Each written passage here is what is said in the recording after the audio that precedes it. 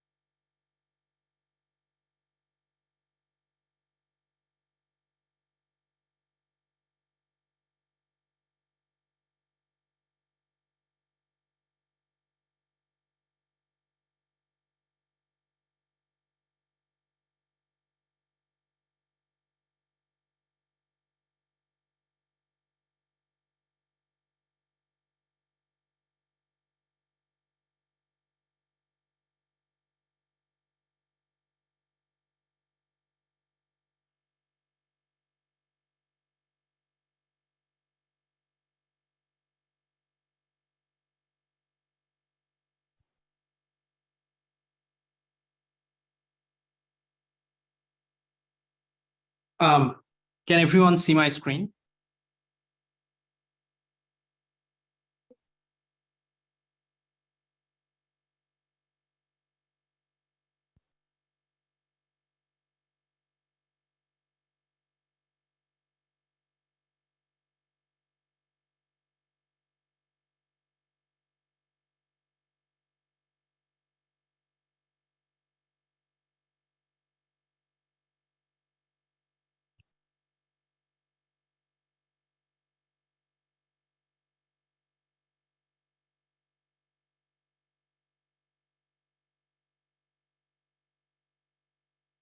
Thank you, everyone, for attending us today for the first presentation regarding our broadband deployment. We have divided the whole presentation, these three webinars, into 3 different days and 3 different sessions. In the first session today, we'll talk about the broadband infrastructure. In the second session, we will talk about BEAD funding, the $1 billion state recently received for broadband last mile deployment, and any other federal funding effort, and what should be your role in this whole BEAD funding and other broadband mapping initiative. And in the final webinar, we'll talk about the FCC broadband map and how town and cities can directly participate into mapping challenge process and make sure that their communities are receiving the funding they should receive to connect themselves with high-speed broadband. So let's go to the next presentation. So I will start with very basic today, like what is broadband? So broadband is a technology which connects the household, businesses, and any other facilities with high-speed connectivity that defines our life. Every single application we have in our life is defined pretty much by a high-speed broadband connection. So broadband refers to always on high-speed internet that is faster than traditional dial-up. It may use a variety of technology like fiber optic, cable modem, digital subscriber line, which is DSL, or fixed wireless. Arizona Commerce Authority defines broadband in a way: if you have 100 megabit upload and 100 megabit download in your household or businesses, that's our standard in Arizona. We consider is a high-speed broadband internet. Why do we need a faster broadband internet speed? Internet speeds are measured by how much data a connection can transfer per second, and data goes into two directions. So every internet connection you have in your household or businesses will have a download or will have an upload speed. So basically, when you are receiving any data from a data center, that can be a website, that can be a video file, or any emails, you are downloading that data in your local computer, and whenever you are sending something out, you are uploading that data into a server. So the downloading and uploading a large file or any kind of activities may take significant time if the network speed is slow. Quality of connection also may impact the speed of delivery for program like telemedicine, remote learning. When you are in a video call with your family or friend, a speed definitely can impact the packets.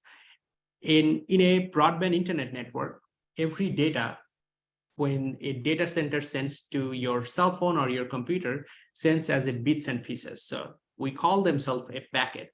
And all the packets are serially organized. So when it's sent there, when a receiver or sender is sending those packets to your way, they basically put them in a serial boxes and then send it to a receiver. And receiver needs to receive those data in the same order. Because of the slow internet speed, the order can be distorted, and it can be very difficult to get those data in same order. That's why if in case of a slow internet speed, we see issues during the video call. Just an example.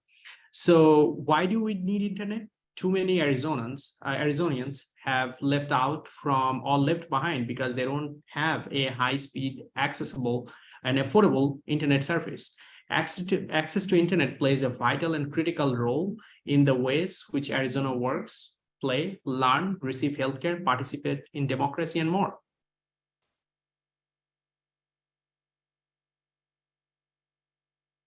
So there are total three major components of broadband network. One is the backbone, one is the middle mile, and one is the last mile network. If you think the whole broadband network as an intrastate system, the state highway system, and a community road which connects your household to your workplace, that's the best example I can give.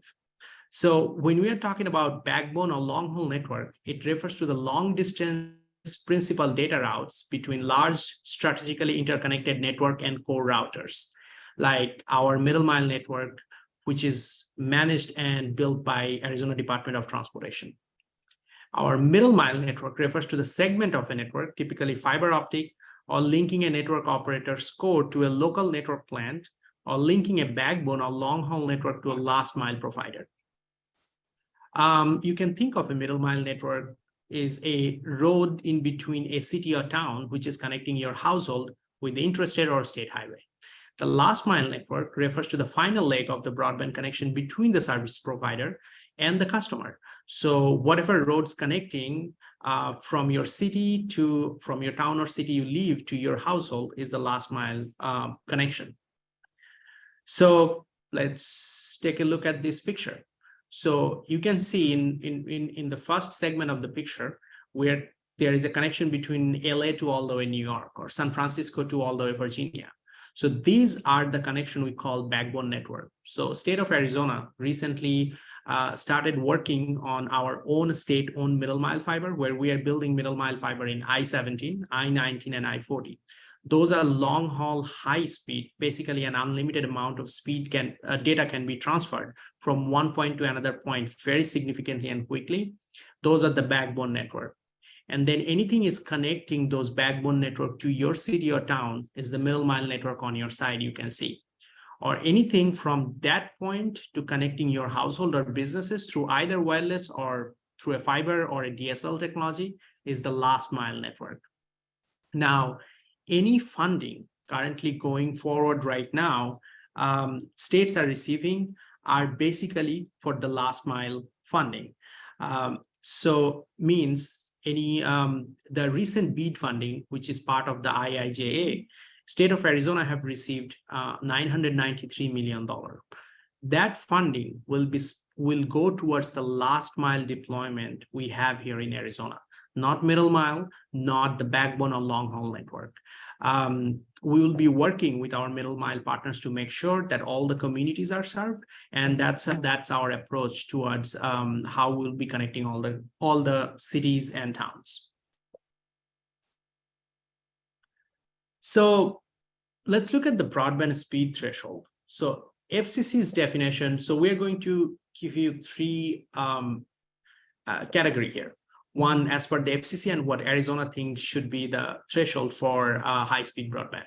So as per the FCC's definition, 25 Mbps download and 3 Mbps upload are unserved areas. So that means if you are in an area or in a household and you have less than 25 Mbps download speed capability and less than 3 Mbps upload speed capabilities, then you are in an unserved household.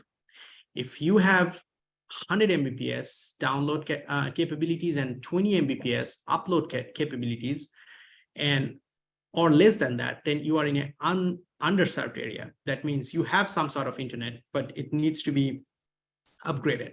For a state of Arizona, anything over 100 by 100 symmetrical or equals to 100 by 100 is the best way to deliver the application we use in our daily life through broadband network. There are different types of broadband infrastructure we have. The best and most reliable technology is fiber to premise or fiber to home. The second one is hybrid fiber coaxial cable.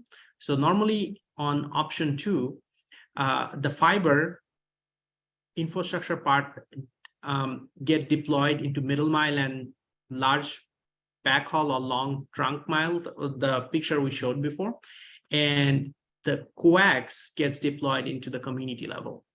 Then the DSL, the old internet technology, digital subscriber line, fixed wireless, mobile broadband, which is provided by our mobile carrier, and then satellite. Let's go take a deep dive about this technology. Let's talk about fiber optic. So data transmission using light pulses traveling along a long fiber strand, which is usually made a plastic or glass, is fiber technology. One single mode fiber is used for long distance transmission, while multi-port fiber is used for shorter distance. So any household which is connected right now with fiber basically have an unlimited capacity of transferring data. What are the pros here? Reliable, very scalable and secure. Data transfers over light pulse, long distance communication, fast, gig speed. Right now, their technology support is around 1 or 2 gig symmetrical, can easily get delivered through fiber technology. And the future proof, we can deliver 5 gig to up to 10 gig symmetrical through the fiber we have available today.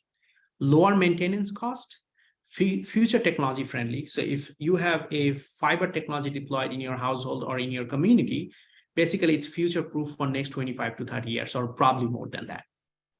What are the cons? Higher cost of initial installation. Of course, thinking about the future, thinking about the data it can deliver, it's very high cost to deploy fiber. And not to mention that if you're in a community where houses are far from each other, it can get very expensive to deploy fiber to household in those areas because of the distance between one household to another household. In case of any damage, it's very expensive to repair, and it's geographically prohibited.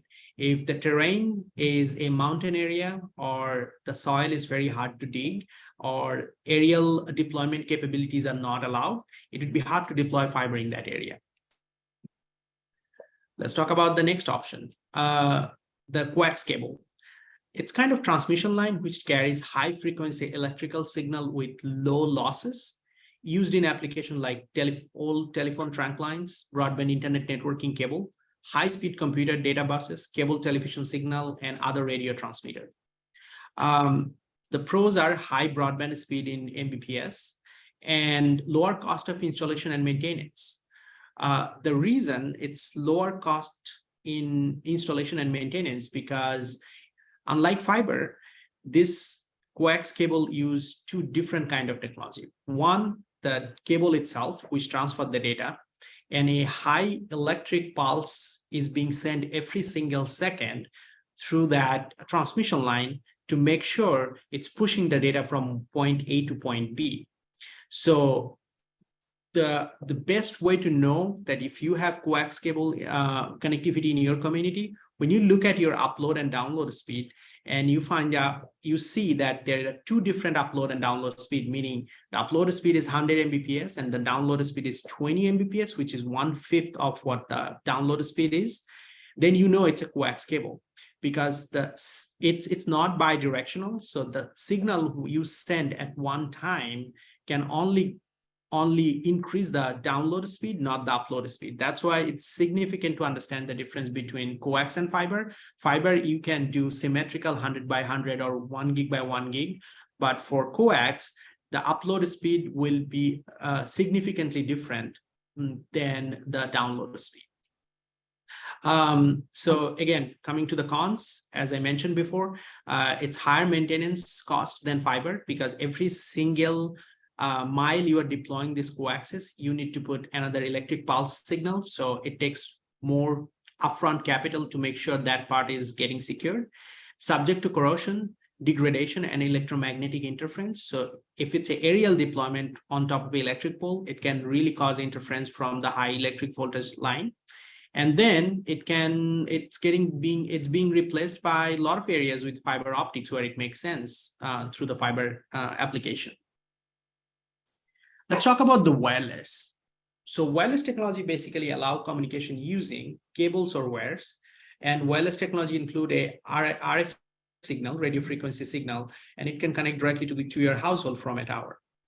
It's a very low cost installation and quick setup time. So all we need to make sure during a wireless transmission that there is a tower which is in a high elevation, or it's a tall tower, which will have the actual hosting equipment, and that will connect directly to your household. And there need to be a direct line of sight between the tower and your household. And then you will be connected with high-speed broadband.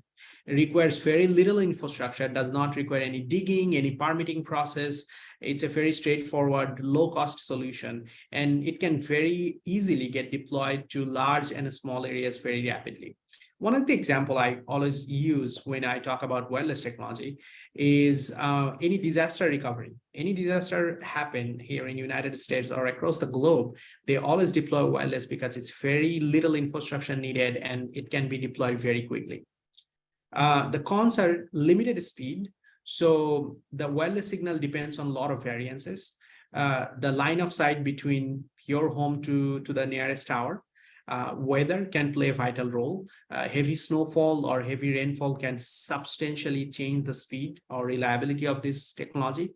Ongoing maintenance and replacement cost is very high. So every 3 or 4 years, wireless technology gets a refresh. So you need to go through, or the main host network in the tower needs to go through a complete overhaul process that can be very expensive and requires the complete infrastructure change to increase the future speed.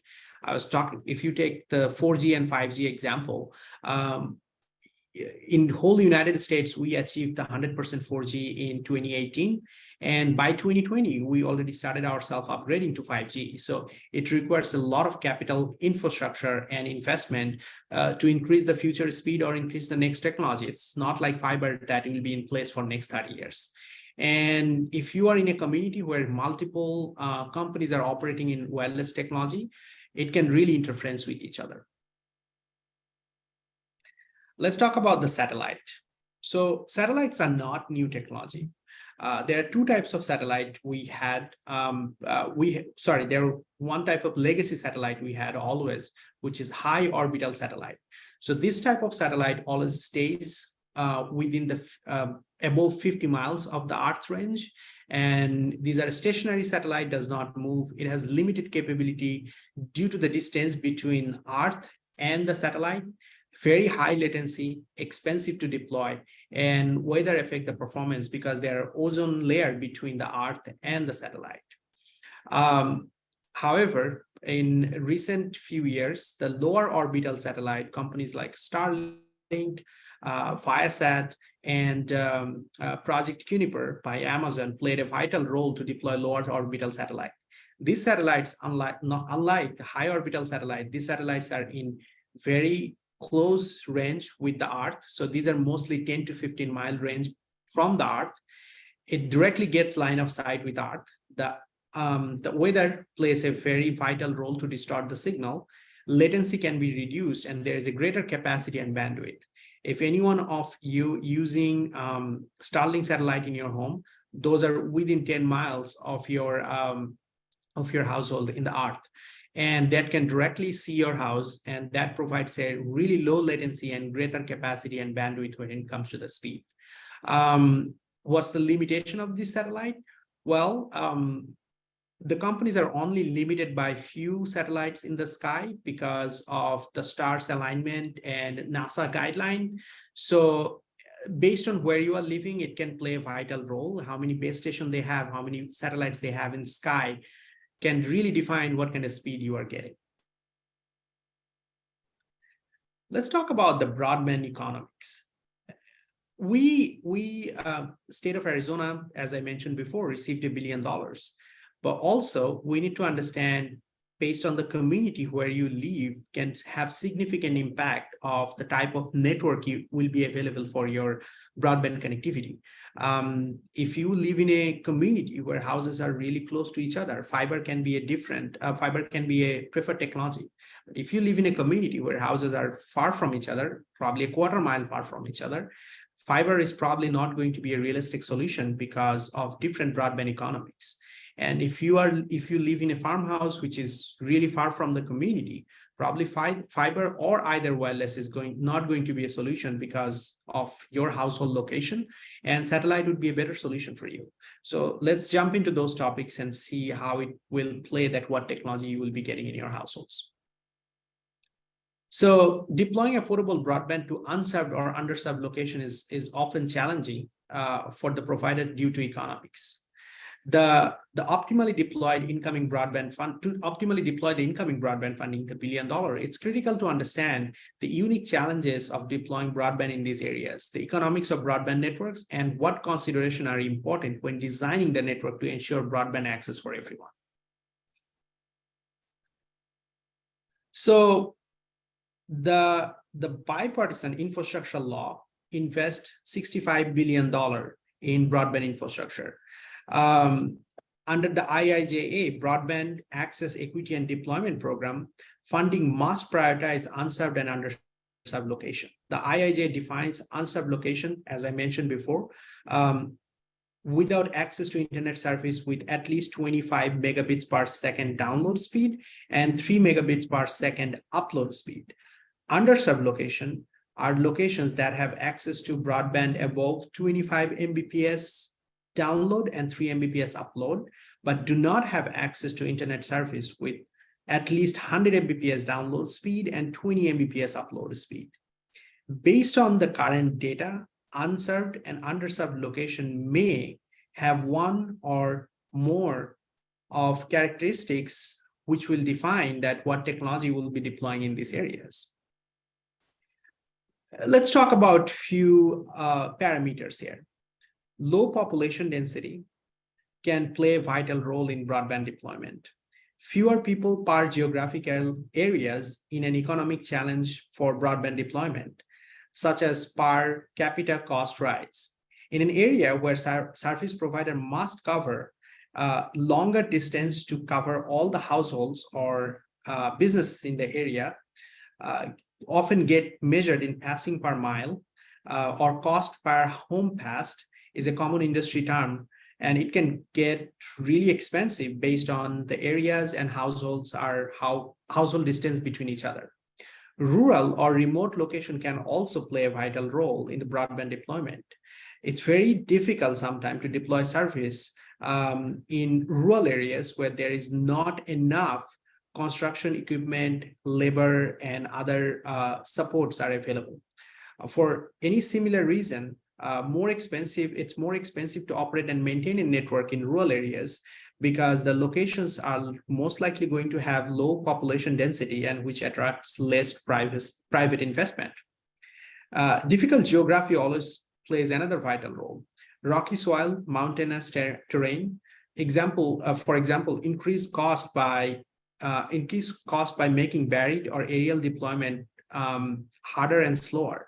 Mountainous areas also negatively impact the reliability of the wireless technology. If there is no line of sight between one host tower and your household, there will be no broadband connectivity there. These geographical factors are also reduce providers' ability to meet consumer demand and expectation and reduce revenue.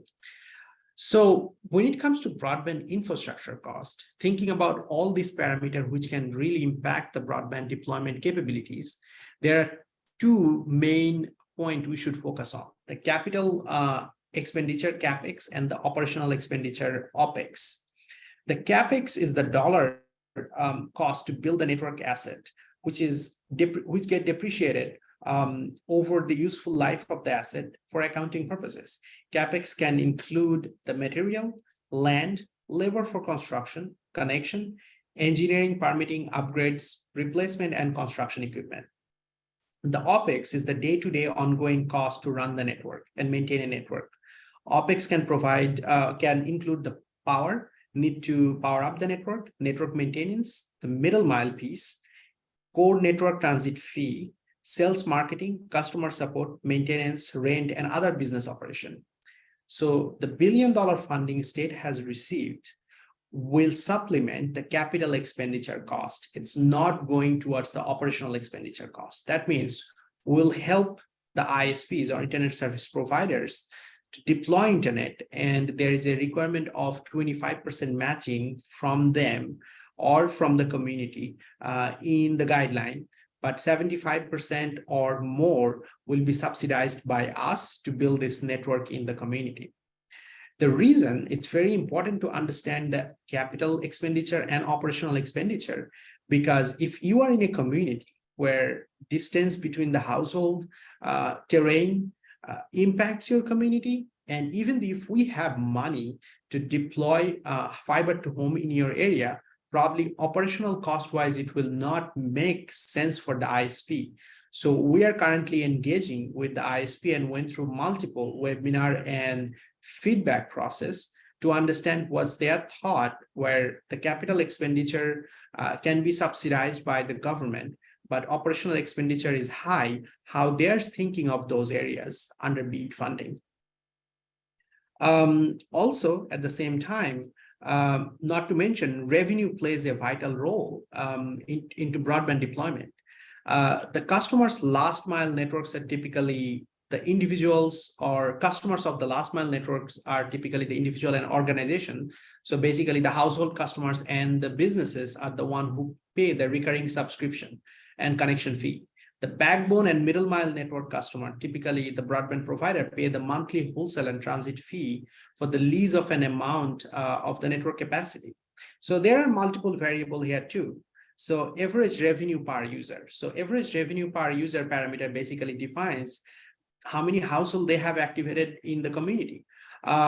If you live in a community where there are 100 households and only 60 or 50 people are subscribing to the broadband connectivity, other 50% or 40% is not, that basically that number indicates the average revenue per user. So average revenue per household activated, provider can increase this number in many ways, such as by raising the prices, creating the new tiers of plans and higher speed, or by adding the value-added service like telephone line, voice, and security services. Another parameter is churn rate, the percentage of subscriber who unsubscribe over the time based on different parameters, often measured monthly, and new market, new technology, competitiveness, happiness, customers' happiness with current provider also plays a vital role. So if customer is not happy with the service, not happy with the pricing, they will always, if they have another option, they will look for another option, and that may decrease the revenue on their side, on ISP side. And the final and the most important one is the take rate, percentage of customer with access to the network who choose to subscribe. Take rate can be hard to predict because it's a driver of uncertainty for provider due to various barriers of consumer adaptation and competitive offering. Sometimes the investment ISPs makes, and to bring that investment or bring the ROI back into their company, they need to have a certain kind of take rate. But it does not always align with the pricing they are offering. So this can definitely play a vital role when it comes to broadband infrastructure revenue. And then the next crucial part is broadband infrastructure sustainability.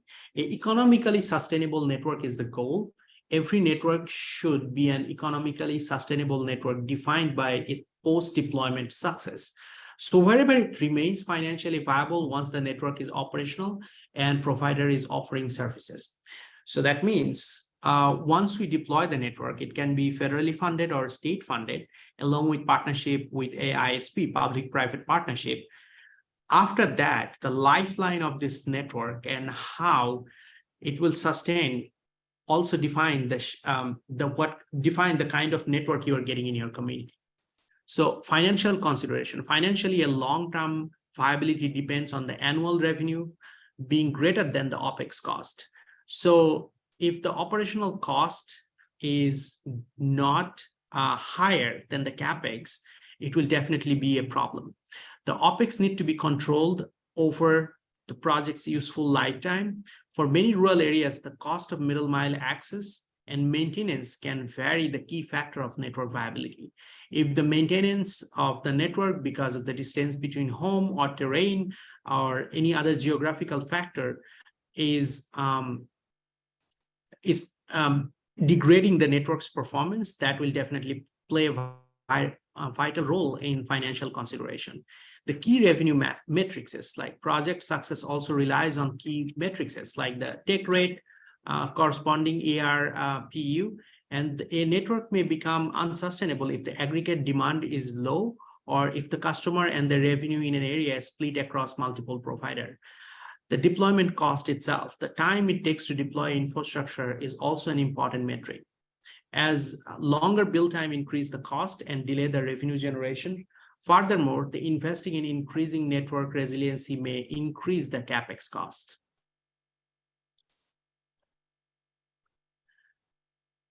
So addressing all this issue, this first presentation, we just wanted to make sure that everyone has a broadband 101 and economics idea. Currently, Arizona Commerce Authority, and we'll discuss more about this in our next presentation, and I would be happy to take any question after this. We're going through a planning process. The $1 billion funding came to the state, is not directly accessible by the state right now. It's just an allocation at this point.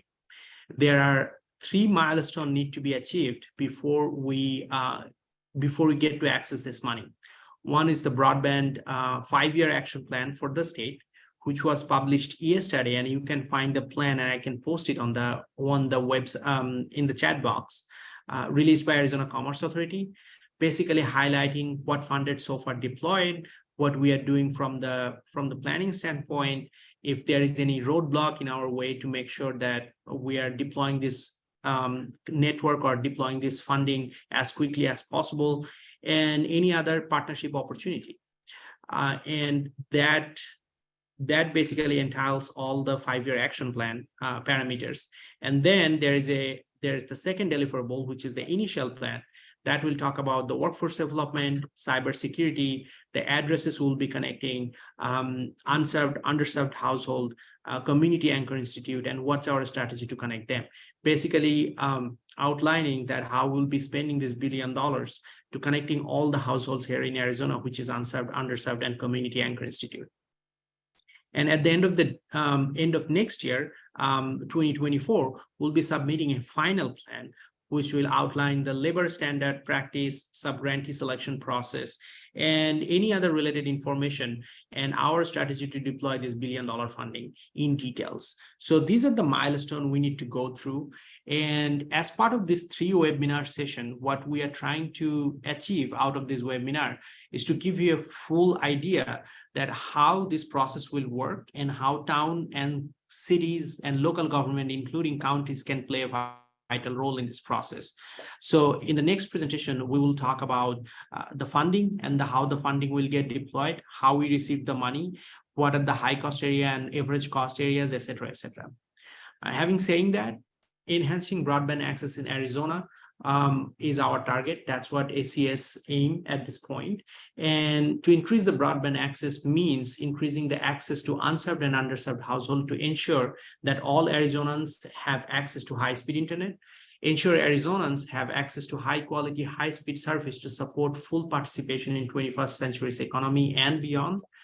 Broadband affordability is a big piece, and we are addressing that through introducing a plan for underserved and unserved community, and also make sure that ACP is getting continued. ACP is the FCC broadband plan, which supports household if you are in a certain financial economic condition and fulfill certain criteria, you can get $30 off from your internet bill. And if you live in a tribal land, you can get $75 off from your internet bill. So one of our target is definitely to support the affordability in broadband services, especially low-income households, and foster a system that promote long-term sustainable and affordable solution. One of the biggest piece we definitely will be addressing in next 5-year period is enabling investment in digital skill training to increase the number of households adopting the high-speed internet and narrow adaptation disparities, and make investment to ensure Arizona can participate into economic, society, reducing inequalities across the sector, including healthcare, workforce, and education. So those are our priorities. And this is just an introductory presentation to give everyone an idea about how broadband works, what technology will be available for this billion-dollar deployment, and how community can participate and what's our target. I'd be happy to take any question. I understand that we did not exactly jump into the BEAD billion-dollar funding, and that's our target and topic for next presentation. But I would be happy to take any question, how this process works, or anything related or even unrelated you want to know from me. I'd be happy to answer that. Having said that, we are going to please raise your hand. I'll unmute you, and we can directly answer your question, or you can post your question to the chat box, and I can answer that from there. This is my contact. Please feel free to email me, call me. If you have any feedback, any question, I'd be happy to help.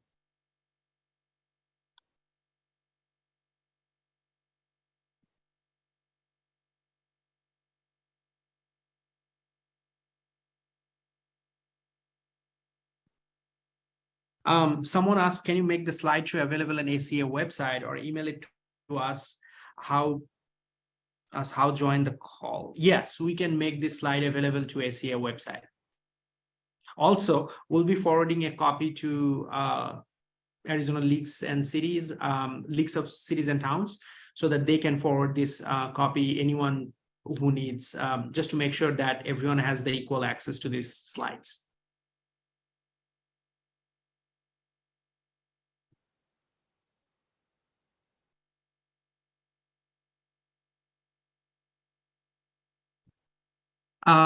Is deploying a statewide open access network is a consideration?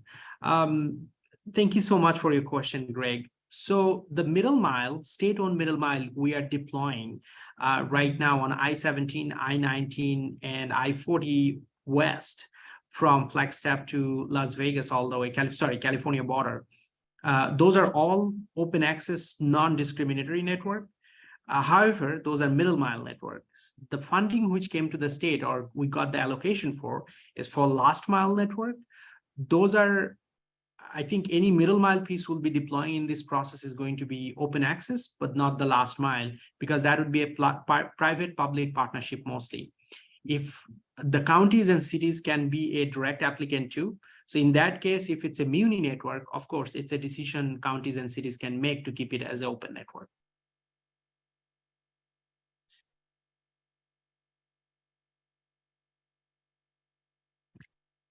Hi, Elena. Yeah, the 5-year action plan is actually public right now. I can post a link. The 5-year action plan does not require any public comment, but still we would like to hear from all our stakeholders in this process. So we kept a feedback form open. Please feel free and provide your feedback through our ACO website. I'll post that link into the chat box. Will the slides be sent to those on these calls? Yes, we'll forward the slide to to Leagues of Cities official, and they can definitely send it to you. And we can directly send it to you too, from anyone who have attended this call.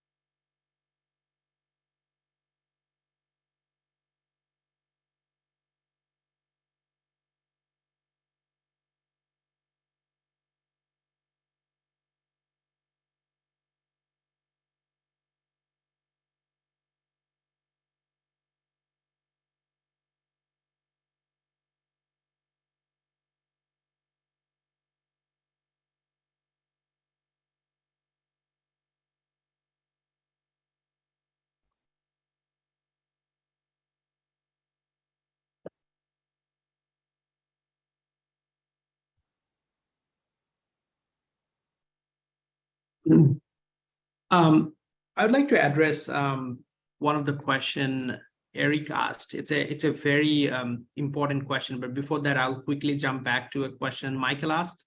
What's the best way to schedule a call? My contact address is in the screen. Feel free to send an email. I would be happy to set up a meeting with myself and the team, the broadband team here at ACA. Elena, I think definitely stakeholder feedback process and your engagement in this whole process. We are going to kick off a state outreach tour very quickly. So we're going to go to every single county and hold town halls and meet the public officials. We're still scheduling working on the schedule. Hope to make it public very soon so that we can all participate together, discuss about the broadband connectivity, not only broadband, also the digital equity piece of it. And Eric, I'm going to come back to your question. Do you have an idea of where the funding will be directed, as in the percentage to rural or urban? So the way BEAD funding works, it basically dictates us to serve all the unserved and underserved location here in Arizona. In Arizona, we have so far 300,000 unserved and underserved households. And that's a map or data came from FCC. We went through multiple procedures to correct that data. I'm not saying that data is 100% correct. There will be one more opportunity, and that would be our third webinar discussion topic, to fix it. But the $1 billion we got, our commitment as per the NOFO is to serve all the households with high-speed internet connectivity over 100 by 20 Mbps. So regardless of it's rural or it's urban, you will have access to high-speed broadband internet, period. So I hope that answers your question.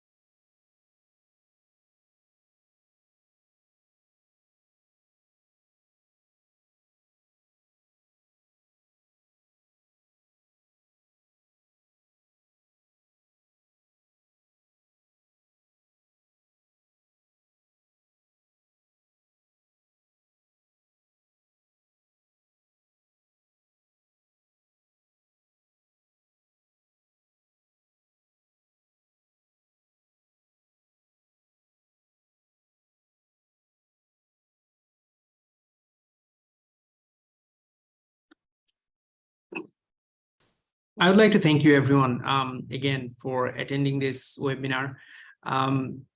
We'll send out these slides as a PDF version to everyone. I would highly encourage you to reach out to me if you have any specific question about your community and anything related to broadband funding, which is coming to the States. And we'll keep it open for another few minutes, but I would highly encourage to invite your colleagues and peers who are interested in broadband deployment for next events. We will be discussing how the funding will get deployed, how communities can make themselves eligible, as well as how to study the FCC BSL map. So thank you so much again. We're going to keep it open for another 2-3 minutes, and let me know if you have any question. And my contacts are again in the screen. Feel free to reach out and I would be happy to help.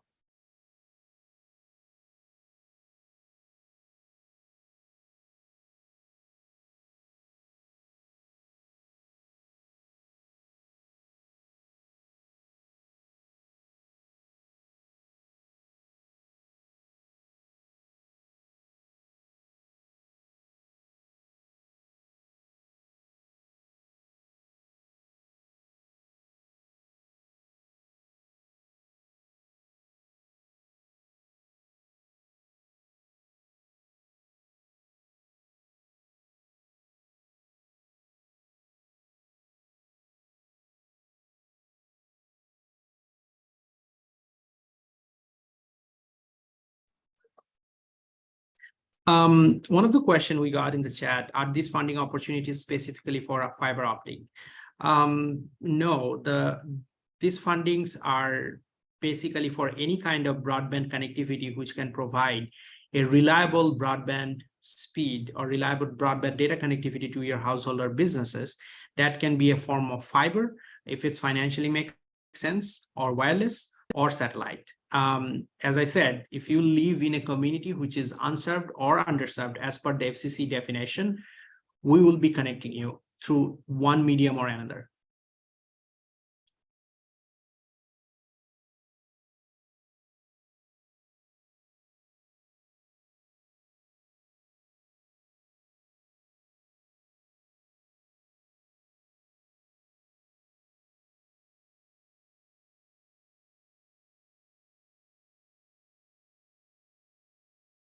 Again, I would like to thank you, everyone. Have a great rest of your day, and please feel free to reach out if you have any question.